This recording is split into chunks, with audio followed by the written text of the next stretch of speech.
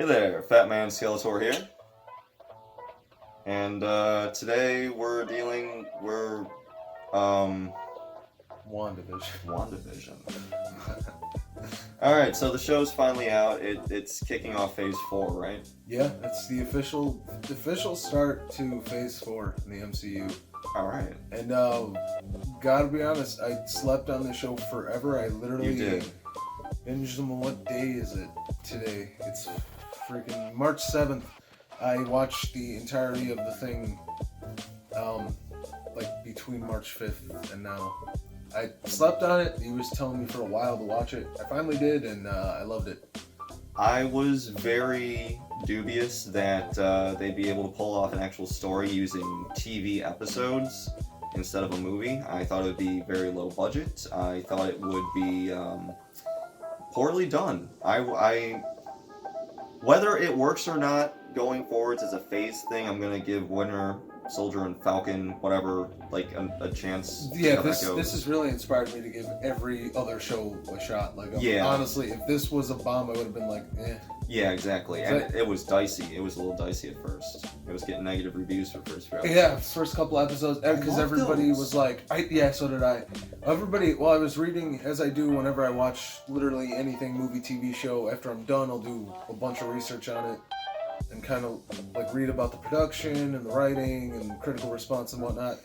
And a lot of people were iffy on it at first because They like, couldn't figure out where it's going. this is like. I didn't even notice we were changing decades till probably episode 3. I'm like, oh right, and we're jumping 10 years every single time. I did, but I really watched a lot of sitcoms, Nick at Night shit growing up. So. See, I didn't even catch it for a minute.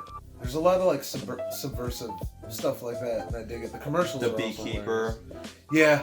Again, episode 4 reveals a lot of stuff, and it makes sense once you see it. Yeah, good. Like, I would have been annoyed if that... Because it's not... It's a big reveal, and it's a good reveal. But it's not good enough to leave all whole seasons... Like, if that was at the end, I'd be like, well, that was dumb. I figured this out already. Oh, yeah. No, for as many questions as it answered, it raised more questions. Yes. And for the most part, most of those were answered by the end of the show. It keeps getting better. It has like a legit movie budget. I think they spent like $25 million an episode here. Jesus Christ. I gotta figure out where they spent all that, because it was not in the final fight. Probably the makeup. The Vision makeup's probably expensive as hell. Yeah, he did look real good. Plus, satin, they did a lot as far as costume. Like, there was 22 different wigs made alone here. What did you think of her new outfit? I like it. I like it a lot. I don't know. I really, really liked it. And it's throwback to, well, if I'm being honest, I may like her a little bit more in the Halloween iteration of that outfit.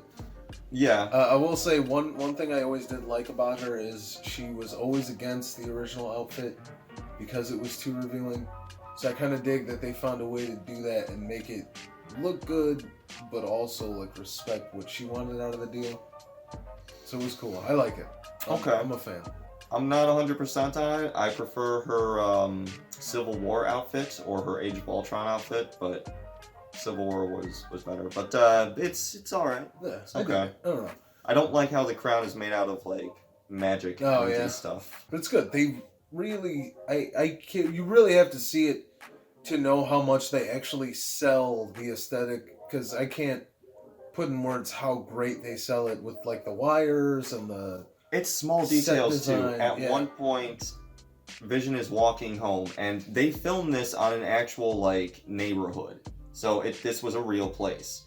And as he's walking up to the door, he notices the neighbors acting weird, and when the camera cuts over, it's not a fucking neighborhood anymore. It's a set. It is clearly a set. This is a fake bush he's trimming, a fake wall. Like, the attention to detail, like, you know something is wrong here. Yeah, and I think that's the best part. That's what kept me coming back, because it's like, the cracks are clearly starting the show, and Wanda knows what's up. Yeah.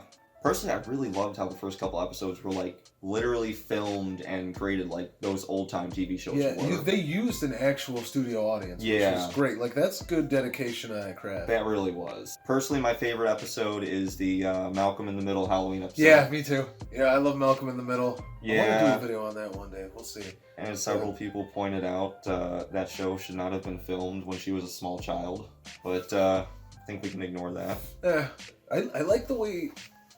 For being like a clusterfuck reality ending thing. I kind of like the way that stuff still happened really organically. Like, it makes sense for Quicksilver to be Evan. Like, that made sense. Like, that's hilarious that something like that could make sense in context and still be meta as shit. Like, that was cool.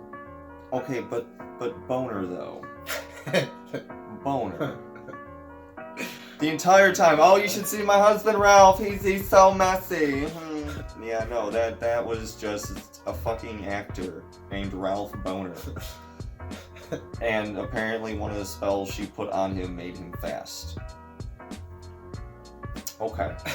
Alright. It served its purpose. It did. You know what? That was one of the biggest teases. The other was Paul Bentley jerking himself off there. Oh, you can't wait for the final episode. I've always wanted to work with this actor. Everybody's connecting the dots. Alright, he's never done a scene in a movie or TV show with this guy or this guy. Why didn't Doctor Strange show up? I thought he was gonna. I really did. I thought... Agatha felt that from the moment she started casting that spell. Yeah, I really did think Doctor Strange was gonna show up. Should have. Really should have. Okay. Maybe they're just trying not to blow their load in one go here. What if he's indisposed?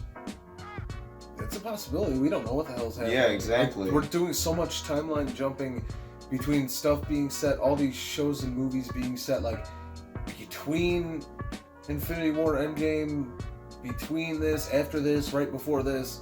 We don't know where the hell... we don't know what's happening with any given character, really. Just due to the timeline, like they said this was like 3 weeks after Endgame. Yeah. I think this is either just before or during Spider-Man Far From Home. Which would explain why Nick Fury's shield people didn't show up and Sword was handling it. Beyond just the Vision itself. Because they were off in Paris. I like that they brought back Jimmy Woo too. Dude, yeah. He was cool. I actually didn't know who the hell Darcy was because I've still not even seen the first 2 Thor movies. Okay. I'm sure I would have been more excited by that. I was very excited for her and Jimmy Woo. Jimmy Woo is awesome though. Hell yeah. They both. I really like them as actors. Like I like Fresh Off the Boat. I love Fresh Off the Boat was cool. Yeah. They're both really good. I've not seen much of Two Broke Girls, but it was either that or watch the news for like the last half hour before work for like a year and a half. So I've seen like every episode just through repeats. Yeah, I don't know, but they might get their own spin-off at some point. Who knows? The show is very hit and miss. It tosses a lot of jokes at you, but when the jokes don't miss, Kat Dennings is still hot, so it's okay. Yeah, she is. She always caught my eye more than the other one too. Whenever I cast it, I'm like, yeah. I like Kat Dennings. Yeah. But that said, how'd you feel about the finale, the final episode? So we're split because I actually really liked it, and I hated it. Yeah. That was underwhelming, dissatisfying. I was disappointed. It was very lackluster, and it felt very much like a TV episode as opposed to an actual Marvel movie. I don't know. I liked it. I liked the.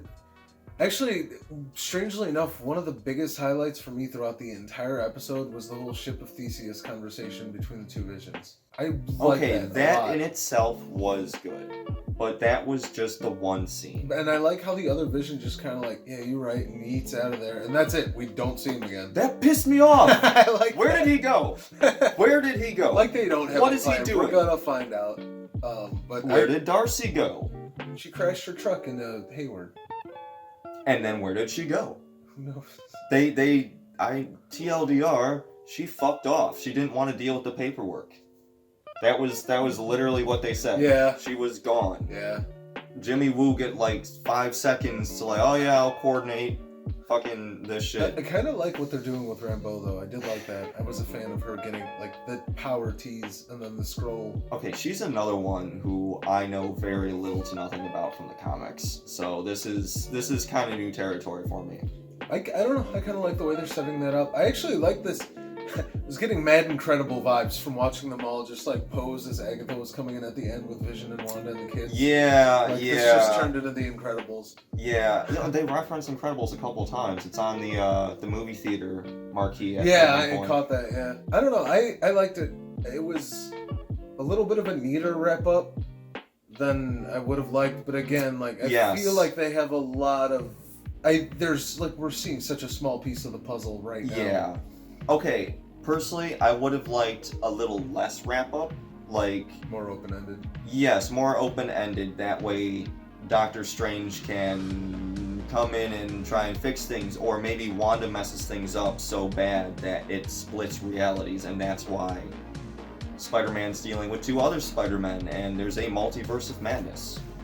I don't know. I really like where this is going though. Overall I enjoyed the show a lot. Like I did not regret watching it. Oh yeah. And like I literally almost debated being late to work because I watched the first 2 episodes beforehand and I'm like, I'm actually really interested to see where this goes. Then I got home from work that night and watched like the other 5, and then the next day the finale was released, so I watched the last 2 episodes back to back. It's definitely something. It was good. It was good. It was engaging. I think it served its purpose. Yes. Give WandaVision a thumbs up. Yes, definitely. I'd recommend it. And we got a lot of, just a recap of what we have of Phase 4 coming up. I wrote all this down right before we did this.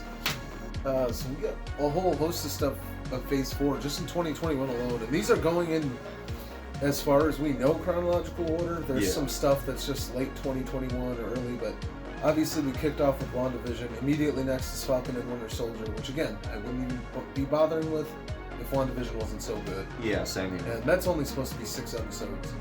Then in May we have the first film, Black Widow, which seems like it's going to be a little bit Finally. more standalone. I've been waiting for this. After that, in June, we have Loki, which is, I think, also 6. I don't care. Six, 10, yeah. Then followed by Shang-Chi in July. I'm starting to get a little hype. I gotta wait for a trailer. That is where the official dates outside of the last film in Phase 4 stop. What If, which isn't going to tie to anything, it's another TV series that's 10 episodes. It's like the Animatrix. Miss Marvel TV show Miss Marvel and the Hawkeye TV shows are just late 2021.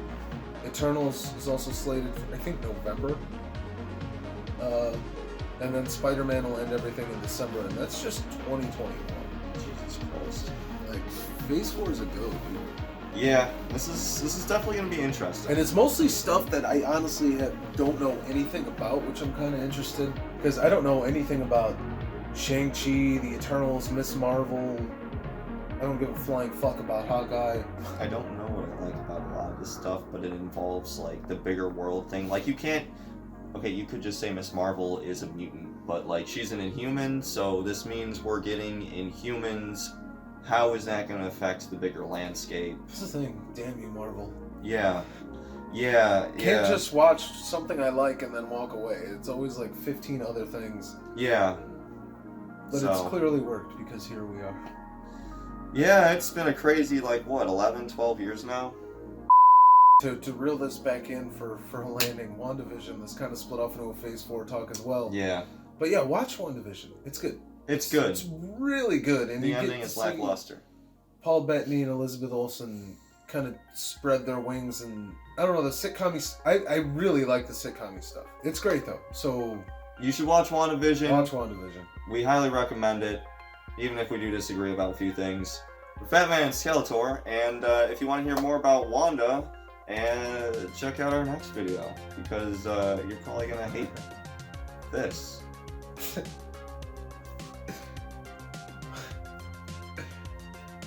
Fine. I don't know.